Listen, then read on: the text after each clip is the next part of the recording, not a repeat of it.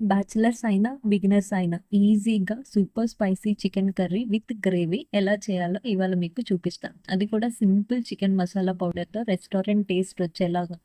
So, ఎక్కడ tension పడకుండా step by step follow అవ్వండి. పర్ఫెక్ట్ చికెన్ కర్రీ రెడీ అయిపోతుంది. ఈ రెసిపీ చేయడానికి ఫస్ట్ ఒక పాన్ తీసుకొని, పాన్ హీట్ అయిన తర్వాత 4, 5 స్పూన్స్ ఆయిల్ ఏసుకోండి. ఆయిల్ కూడా కొంచెం హీట్ అయిన తర్వాత 1 ½ స్పూన్ వరకు జీరా వేసుకొని, జీరా ఇట్లా చిట్లే వరకు వేయించుకోండి. వేగిన తర్వాత 4, 5 గ్రీన్ చిల్లీస్ ఇట్లా స్లైసెస్ లాగా కట్ చేసుకొని ఏసుకోండి. అలాగే కొంచెం కరివేపాకు.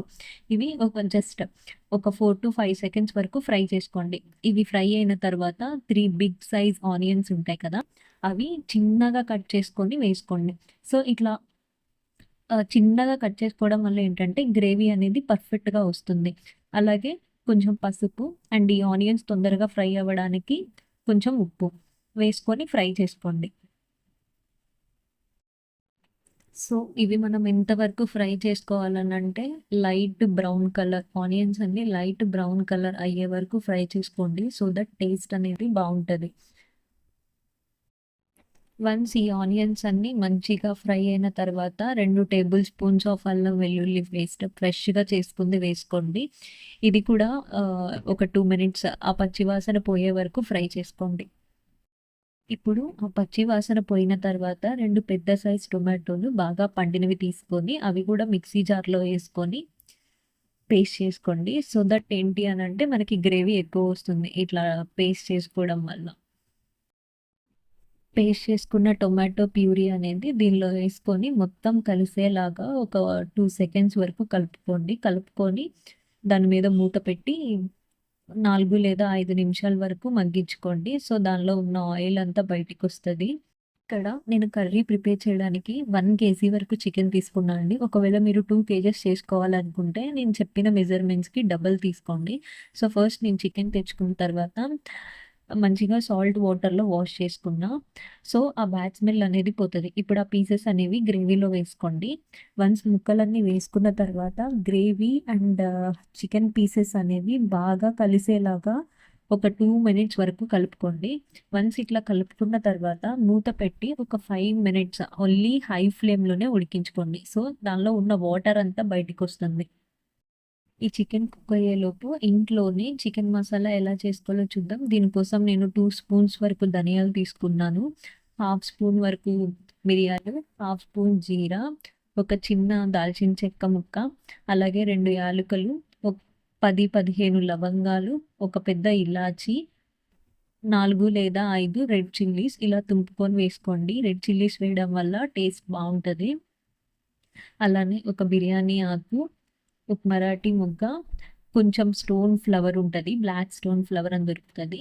అలాగే 5 లేదా 6 బాదం పప్పులు వేసుకొని స్టవ్ మీద పెట్టి లైట్‌గా రోస్ట్ చేసుకోండి. లో ఫ్లేమ్‌లోనే పెట్టుకోండి. లేదనంటే మాడిపోతాయి. అప్పుడు టేస్ట్ అంతా మారిపోతది. సో, వన్స్ ఇవి ఫ్రై అయిన తర్వాత చల్లార్చుకొని మిక్సీలో యేసుకొని మెత్తని పౌడర్ లాగా చేసుకోండి. ఆల్సో మా ఇంట్లో మాత్రం ఎవ్రీ సండే చికెన్ ఉండాలండి. లేదు అనంటే ముద్ద గూడా దిగదు. మీ ఇంట్లో కూడా అలానే అయితే కామెంట్ చేయండి. ఇప్పుడు చికెన్ కూడా ఒక 50% కుక్ అయ్యి ఉంటది. సో, వన్స్ ఒకసారి మూత తీసుకొని బాగా కలుపుకోండి.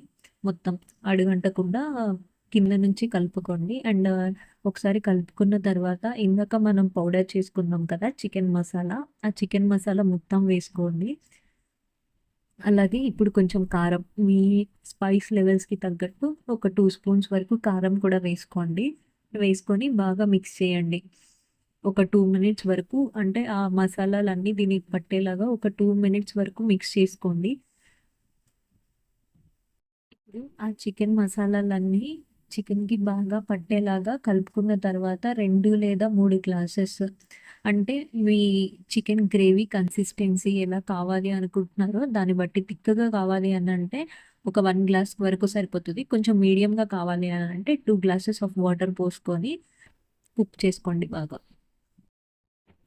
నేను చెప్పిన కొలతలతో మీకు గ్రేవీ కన్సిస్టెన్సీ ఎలా కావాలి అనుకుంటున్నారో దాన్ని బట్టి వాటర్ పోసుకొని మళ్ళీ ఒకసారి మొత్తం కలుపుకొని మూత పెట్టుకొని 15-20 మినిట్స్ వరకు లో ఫ్లేమ్‌లో కుక్ చేసుకోండి. లో ఫ్లేమ్‌లో కుక్ చేసుకోవడం వల్ల గ్రేవీ అనేది ఎక్కువొస్తది. ఒకవేళ హై ఫ్లేమ్‌లో పెట్టామనంటే ఆ గ్రేవీ అంతా పోతది.